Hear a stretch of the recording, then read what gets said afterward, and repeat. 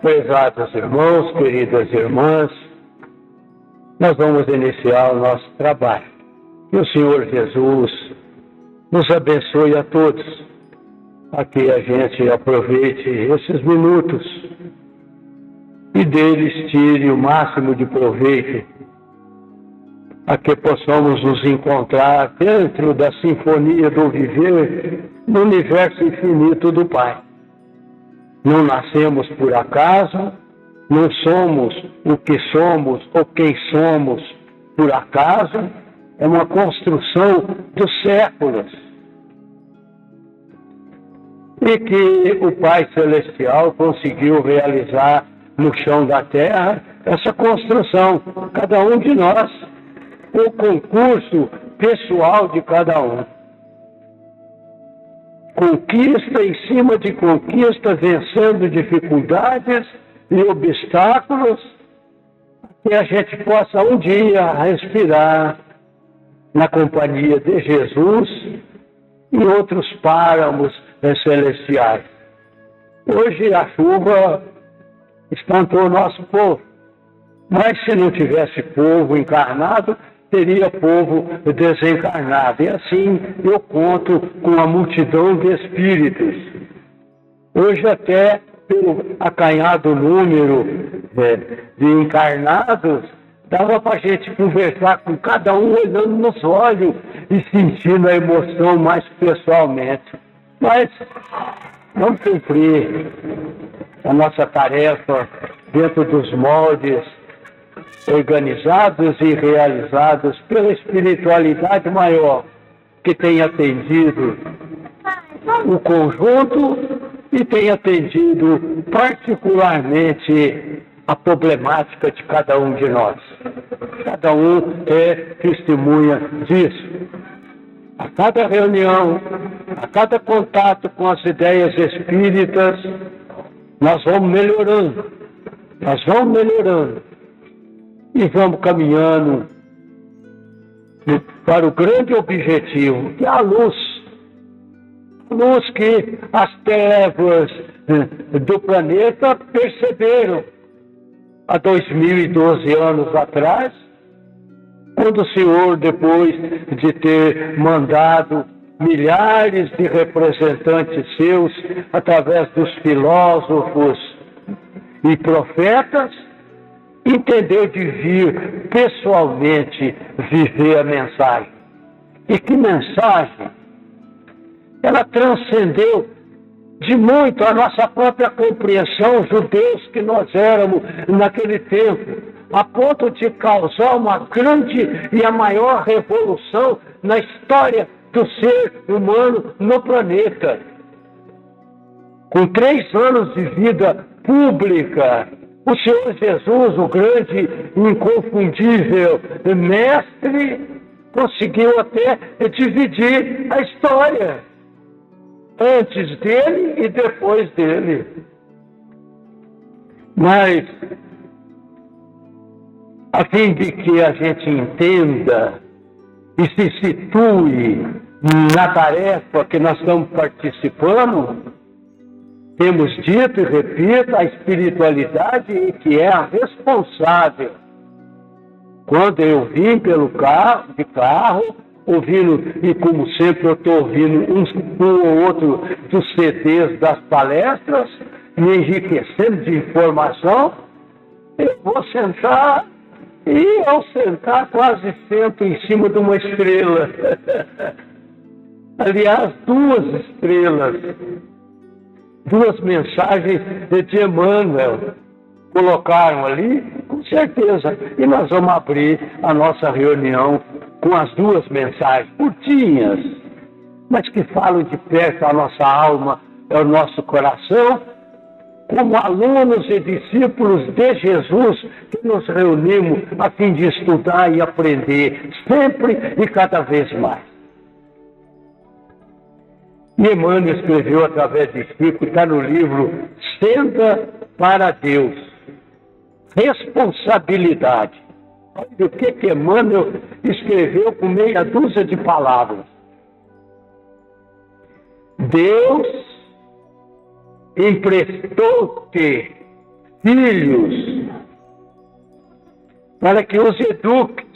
Parabéns para a mãe que trouxe as crianças. Deus confiou-te terras para que as cultives. Deus mandou-te o dinheiro para servir ao bem. Deus te envia a saúde a fim de que trabalhes. Deus o fez livre, forte e também responsável. A vida é luz em todos, mas o mundo é de Deus.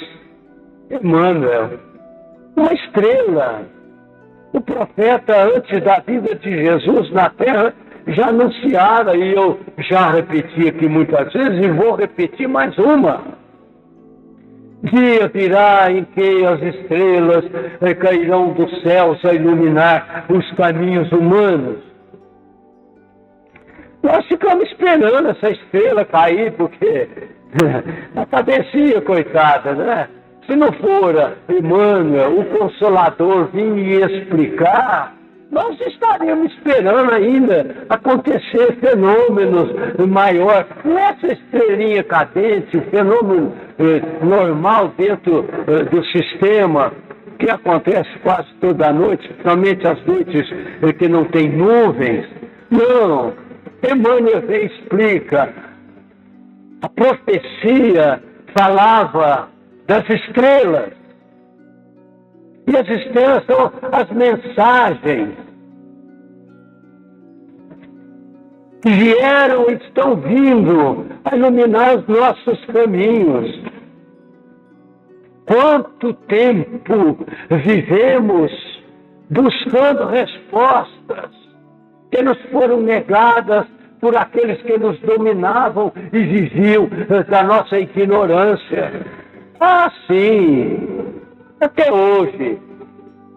Mas vamos seguir o nosso caminho, libertos dos preconceitos que nos prenderam a grupos e que retardaram a nossa iluminação.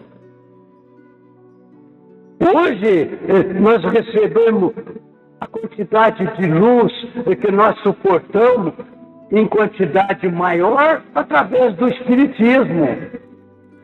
Mas sempre houve alguém em todos os grupos filosóficos e religiosos que tinham luz e conseguiam iluminar um pouco o nosso caminhar. Hoje basta que tenhamos um pouco de boa vontade para a gente sentir-se satisfeito na sua fome de entender quem eu sou. Por que a doença? Por que a paralisia? Por que a cegueira? Por que o aleijão de nascimento? Tudo nós vamos encontrar no Consolador as respostas certinhas, que não deixam mais dúvidas a respeito de nós e, consequentemente, a respeito do outro. Somos alunos, somos discípulos. O senhor afirmara alto e bom tom há 2012 anos, quando vocês estiverem reunidos em 2 ou 3 ou mais, em nome do Pai, palavra de Jesus no Evangelho, eu vou estar com vocês. O que está acontecendo, gente?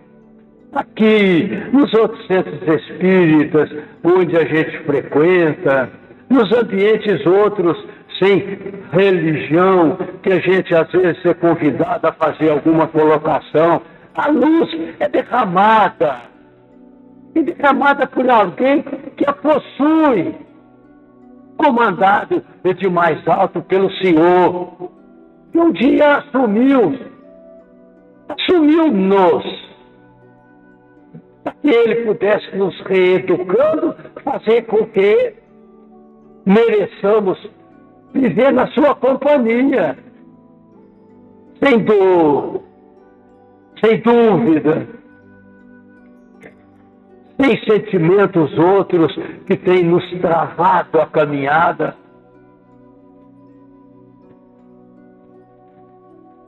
E a outra luz que caiu dos céus, que estava em cima da cadeira, que coisa maravilhosa, gente. Se intitula Se Caíste, Emmanuel através de Chico. Se caíres, ergue-te e anda, caminha para a frente, regressa aos teus deveres e esforça-te a cumpri-los. Ora, pedindo a Deus mais força para a marcha. Muitas vezes a queda é uma lição de vida. Quem cai sente o valor do perdão aos caídos. Gente, quanta sabedoria tem numa folhinha de papel. Estrela a iluminar o meu caminho. Quem cai sente o valor do perdão aos caídos. O futuro te espera. Segue e confia em Deus. Emmanuel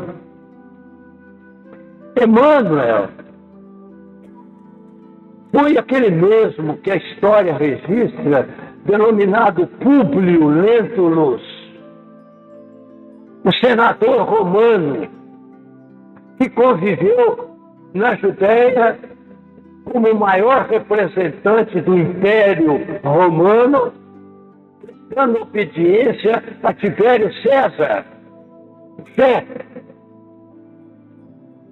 E Públio Lentulus, tendo uma filha, Flávia Lentulo, com problema da pele e que não teve cura pelos entendidos do momento, num encontro fortuito, entre aspas, num daqueles jardins, com o Senhor Jesus, Públio Lentulus vê a sua filha curada. E nessa hora, à semelhança de Paulo, que caiu do cavalo, Públio desceu do seu trono, do seu palácio, e se tornou cristão. 2012 anos atrás. E esse personagem vem fazendo biografias maravilhosas. Consta dos livros que ele escreveu através de Chico Xavier, que ele fora, na sua última encarnação no Brasil, o padre Manuel da Nóbrega, fundador, junto com Anchieta, da cidade de São Paulo. Por isso, o pseudônimo que ele adota é Irmão Manuel, Emmanuel. Explicadinho, está aqui, ó. Não existe acaso, não existe acidente. Existe uma lei que governa a nossa caminhada, os acontecimentos marcantes e tudo a mais da biografia que nós um dia sonhamos escrever nessa encarnação. Tudo está dentro de um projeto individual que interessa aos demais e influencia o projeto coletivo. Nós não estamos nos encontrando pela primeira vez nessa encarnação. Nós viemos do ontem, pelejando, dando a mão, socorrendo, caindo, alguém nos levantando. Nós estamos aqui de pé.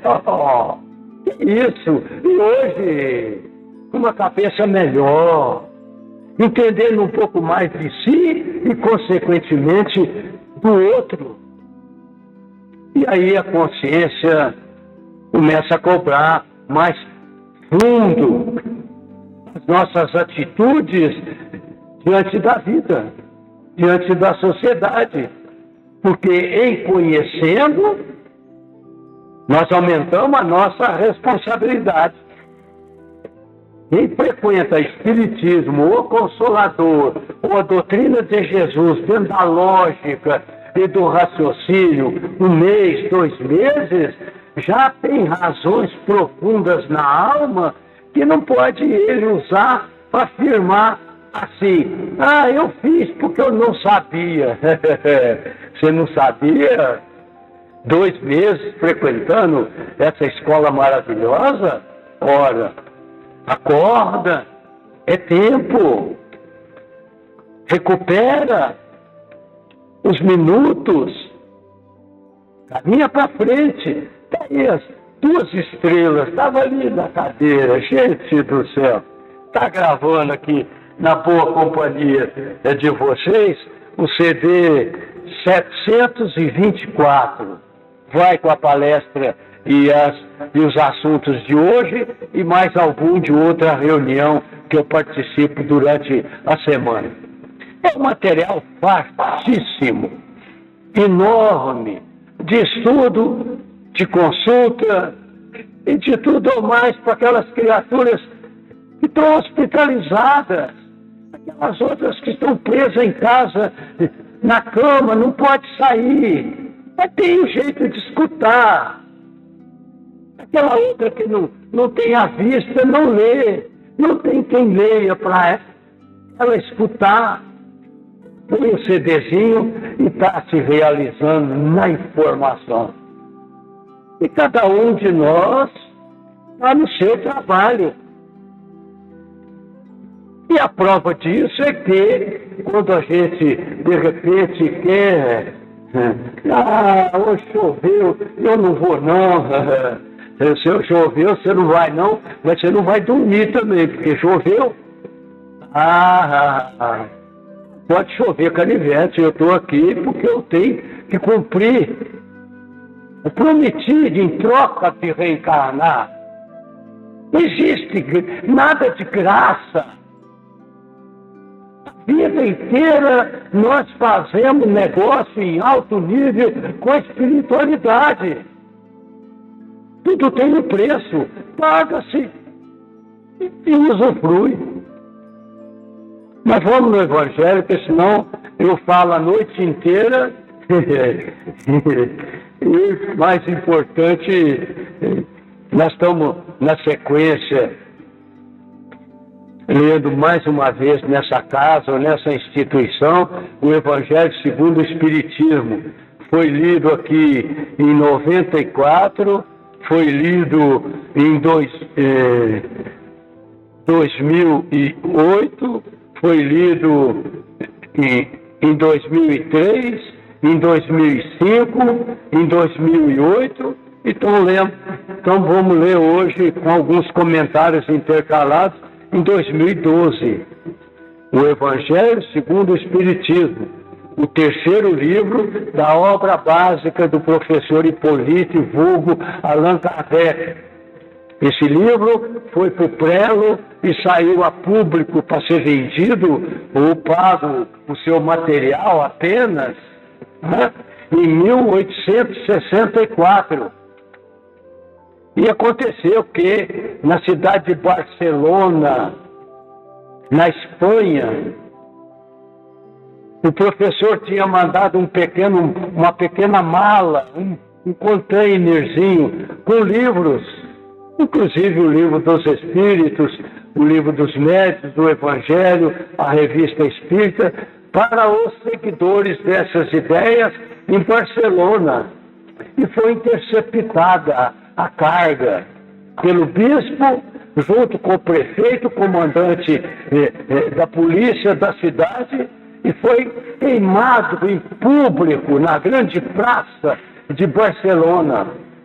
Imaginavam eles que, queimando os livros, as ideias seriam amortecidas, mas foi um ledo engano, porque até os dias de hoje foi a maior propaganda que o Espiritismo já recebeu desde que surgiu o Livro dos Espíritos. A queima dos livros espíritas na Praça de Barcelona, assistido por uma multidão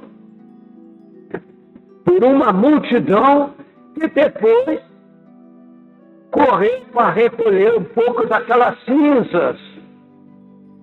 E a curiosidade despertada para saber o que tinha nos livros e por que eles foram queimados. Gente do céu, nós precisamos de ler.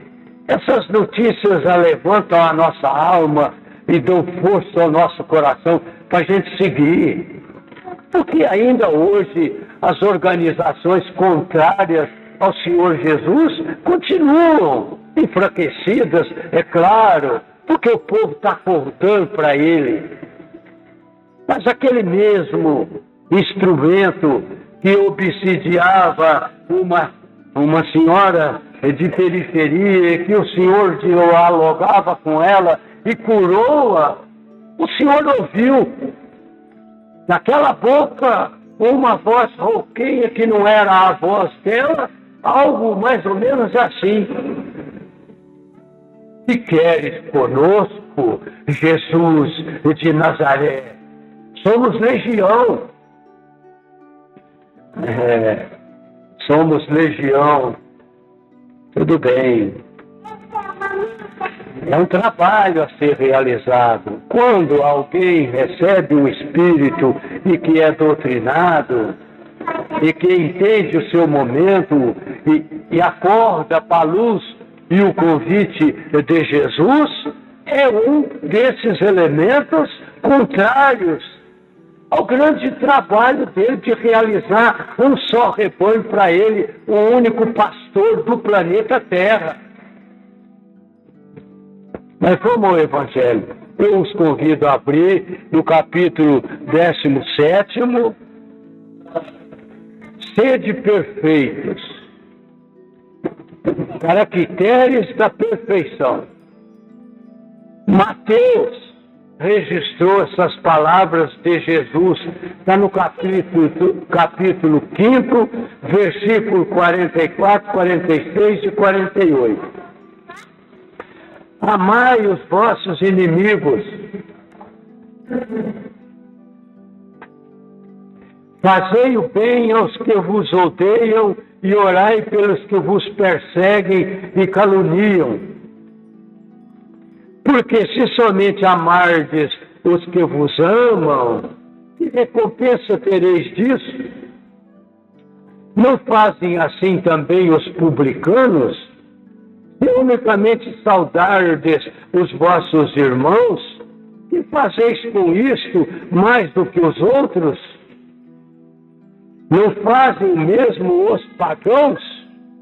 Sede, pois, vós outros perfeitos, como perfeito é o vosso Pai Celestial. Mateus 5, versículo 44, 46 e 48. E segue um pequeno comentário do professor Hippolyte, vulgo Allan Kardec.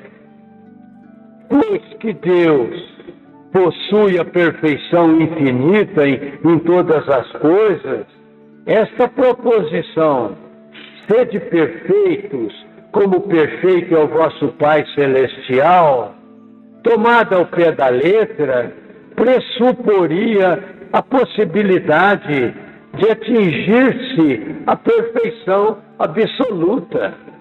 O professor era racional ao máximo e, assistido pelo Espírito Verdade, o que ele deixou escrito venceu séculos.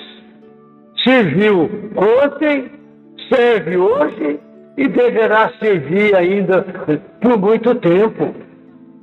Se não vejamos o comentário escrito por ele, se a criatura fosse Se a criatura fosse dado ser tão perfeita quanto o Criador, tornar-se-ia ela igual a esse, o que é inadmissível.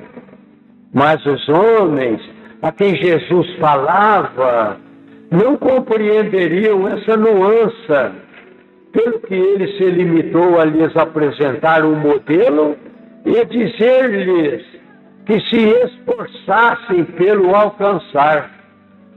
Aquelas palavras, portanto, devem entender-se no sentido da perfeição relativa a de que a humanidade é suscetível e que mais a aproxima da divindade.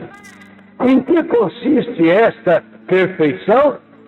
Jesus o disse: em amarmos os nossos inimigos, em fazermos o bem aos que nos odeiam, em orarmos pelos que nos perseguem. Mostra ele, desse modo, que a essência da perfeição é a caridade, na sua mais ampla acepção, porque implica a prática de todas as outras virtudes.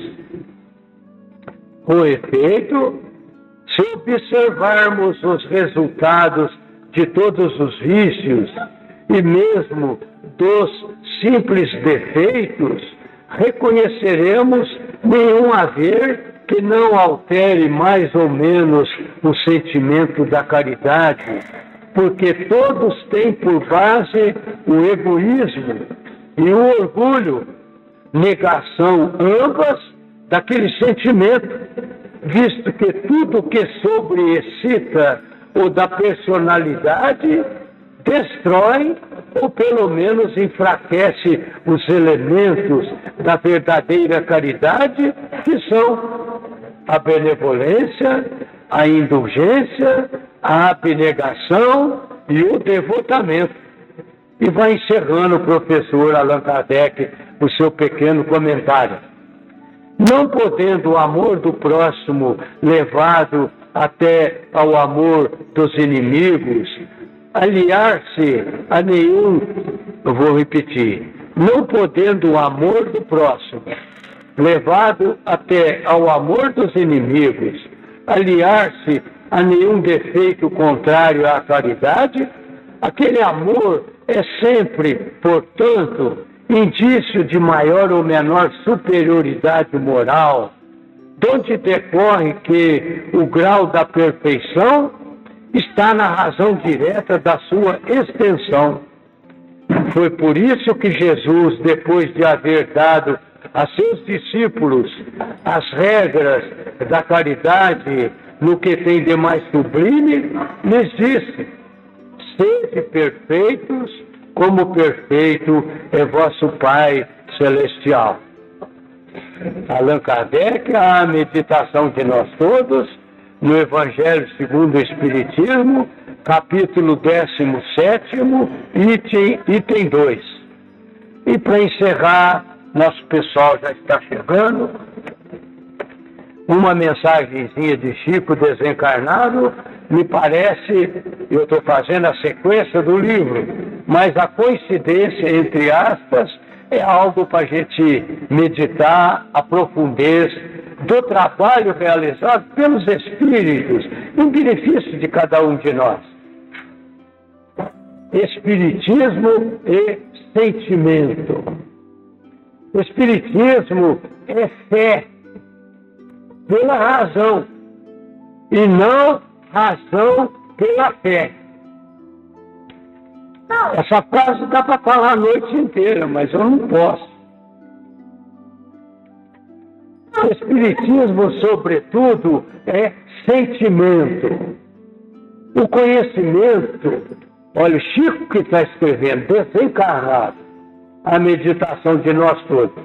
O conhecimento por si só não vale. A maior necessidade do espírito é a de amar.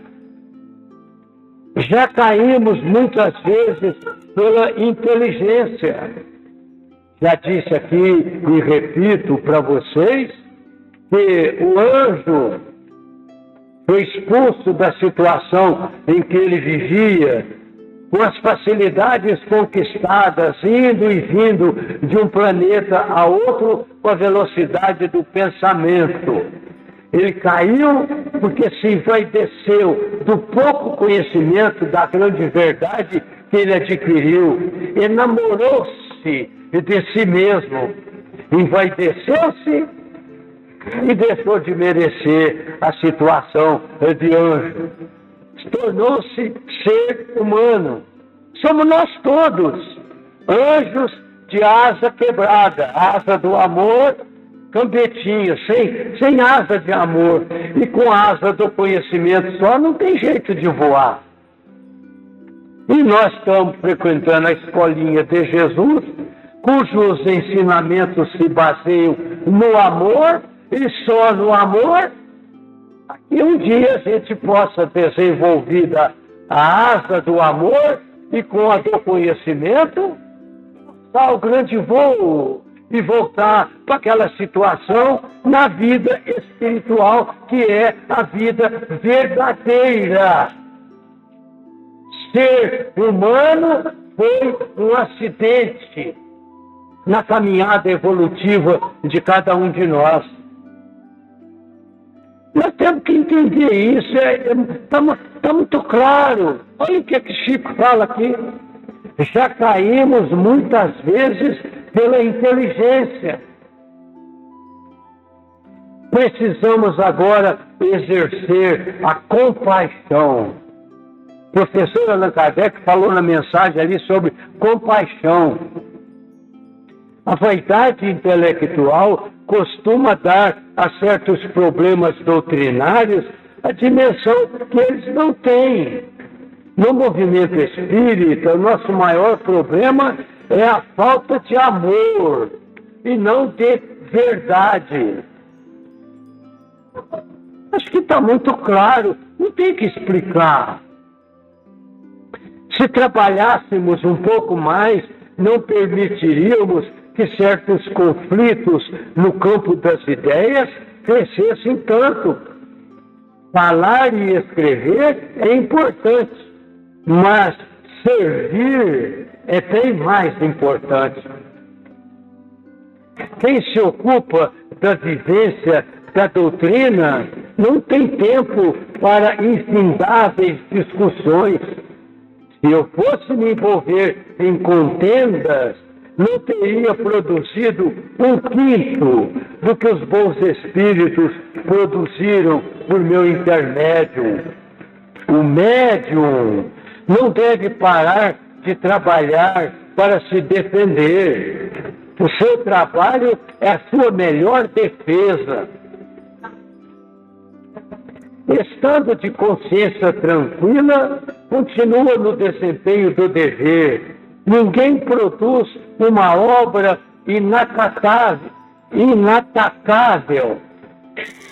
Só o Evangelho de Nosso Senhor Jesus Cristo está isento de reparos. No mais, todos carecemos de corrigenda. Chico Xavier, a meditação de nós todos. E, graças a Deus, vencemos a intempérie, chegamos nesta casa 20 para as 19 horas, estavam sentados 8 ou 9 pessoas, imaginei eu de convidá-las, se chegasse o horário, para vir para cima e a gente conversar, olhando nos olhos, nós em 8 ou 10 pessoas. Mas de repente, não mais que de repente, chegaram os outros e eu os parabenizo. Chuva, pneu furado, dor aqui, dor ali, menino que caiu, não sei mais o que, não pode ser obstáculo a que a gente cumpra o seu pequeno mandato, a sua pequena responsabilidade de participar de uma reunião dessa natureza, que acima de tudo é caridade. Caridade a ser prestada aos espíritos necessitados que vieram receber as benesses despejadas no ambiente pelo Mestre e Senhor Jesus. Muito obrigado.